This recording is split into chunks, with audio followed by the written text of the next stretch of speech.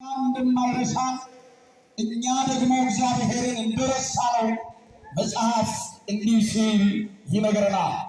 ትንቢተ ኤርምያስ ምዕራፍ 2 ቁጥር 32 ላይ እንዲህ የሚል ቃል ተጽፎ ታገኛላችሁ። ቆንጆ ሴት ጌጧን ሙሽራይቱስ ዝርግፍ ጌጧን ትረሳ ዘንድ ትችላለችን? ይላል።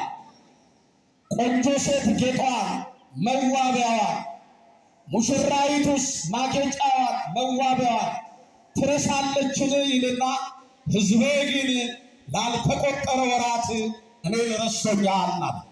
እኔን ምን ብሎኛል? ረስቶኛል። የእግዚአብሔር ልጆች ሕዝቤ ግን ላልተቆጠረ ወራት። አያችሁት?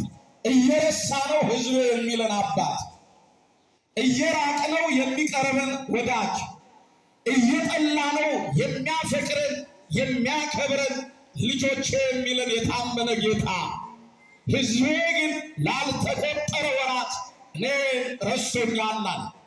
ታስታውሳላችሁ? በዚህ በኦሪት ዘዳግም ምዕራፍ 32 ቁጥር 18 ላይ እንዲህ የሚል ቃል ተጽፎ ነው የምታገኙት።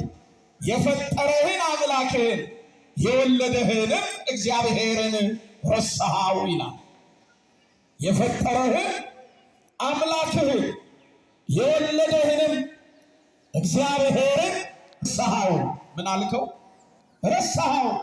በጭንቅ የወለደ፣ በመከራ የወለደ፣ በመስቀል ሞት የወለደ፣ ስለኛ ተንገላቶ በዳግም ልደት የወለደ፣ ከመከራ ሥጋ ከመከራ ነፍስ የታደገን፣ በጭንቅ የወለደህን፣ በመከራ የወለደህን